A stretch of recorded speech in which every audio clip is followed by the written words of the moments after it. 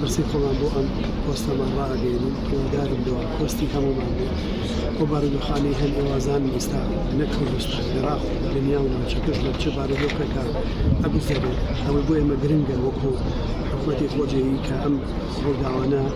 دوورە لە کارێکی ڕێکخراوە و ئێمە داوا لە هەموو لایەکەکەین هەر گرفت و کێشە و کێبینیە کە لێرەسەر هەر کەسێک هەر خەڵکێک هەر لایەنێک بە ڕێگەی یاسایی بە گفتوگۆ بە دیالۆگ چارەسەر بکرێت نەک پەنا ببرێت بەر کوشتن و بڕین و تیرۆر و بەریەکەوتن و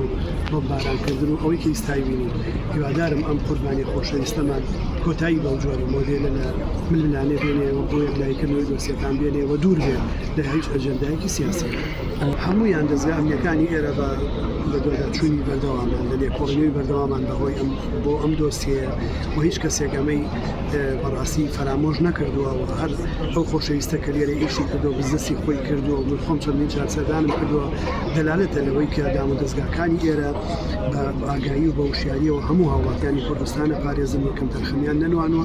ئەوەشی ڕووی ئاوەیستاوان لە لێکۆڵینەوەی وردان بۆی کە بتوانن بگەنە ئەوەی کە ئەنجامی هۆکارەکەی ڕابگەێنن ئەو مەلەفە مەلەفێکی ئەمنیە و تۆزایی دەستگای ئاسایش کە بەشێک نییە لە دەسەڵاتەکانی دەستگای سلێمانی حکوومەتە خۆجیەکان بەڵام ئێمە قسەمان لەگەڵا کردوون کە ئەوان بەوردی بە دوای سەرداوەکانەوەن و